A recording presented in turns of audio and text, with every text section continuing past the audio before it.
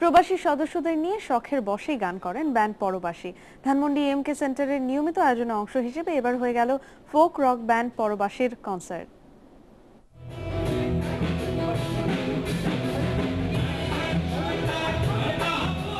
সুমেল চৌধুরীর কণ্ঠে ফাইজান আহমেদ বুনুর সাথে ঢুলি নজরুল ইসলাম, পান্থ কানায়ের ড্রামস আর গিটারে সুরকার ভিক্টর দাস ও বার্ড।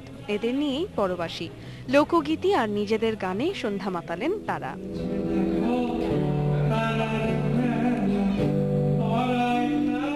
শূন্য দিয়া শূন্যগোড়া গানের নামে ব্যান্ডটি শুরু করেছিল শূন্য নামে। 12 বছর ধরেই গান করা দলটিতে নতুন নামের সাথে সাথে পরিবর্তন এসেছে অনেক। অডিয়েন্সের সাথে তাদের যে সম্পর্কটা, ইটস ভেরি ইন্টারঅ্যাক্টিভ, তারা বেশ জমাতে পারে এবং এটার পরিপ্রেক্ষিতে ওদেরকে আবার হয়তো বা মানে ওনারা যখন আবার বাংলাদেশে আসবেন তখন আরেকটা অনুষ্ঠান করার ইচ্ছা আছে ওনাদের সাথে।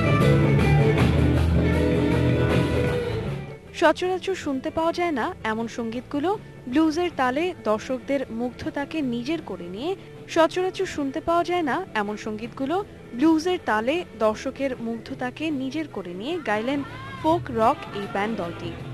ইএমটি মিলনায়তনে তাদের কণ্ঠের লালিত সুরে মুগ্ধ করেন শ্রোতাদের।